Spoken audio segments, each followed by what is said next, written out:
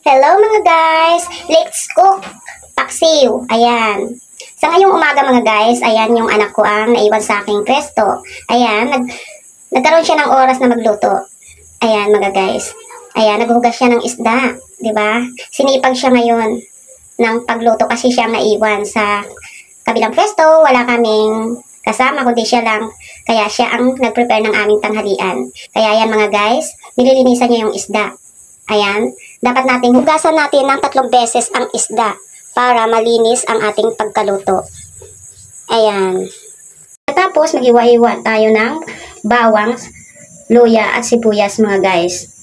Ilalagay po natin sa kaldero. Ayusin natin yung isda. Tapos natin maayos yung isda, ilagay na natin yung ating hiniwa-hiwang mga pananda. Lagyan natin ng asin at magic sarap yan para sulit ang lasa. Ayan, at mantika. Ayan. Lagyan pa natin yan ng sili para masarap at maanghang. Ayan pala yung anak kong nagluto. Magandang anak ko na nagluto. Yan po ang panganay ko. Ayan. Tapos, isasalang na natin yan mga guys. Diba? Let's cook na natin yan. Ayan, luto ng ating paksiw. Yummy, yummy. Nag-prepare na siya ng aming pagkain. Nadadalhin niya sa kabilang store kasi andun ako mga guys. Kasi ako ang nagbabantay tapos naglalaba pa ako mga guys. Hello mga guys, ang ulam natin ngayon ay paksiw. Dinala ako ng anak ko at siya ang nagluto nito mga guys. Ayan, paksiw. Tapos nakalagay sa baon na kanin. Ayan.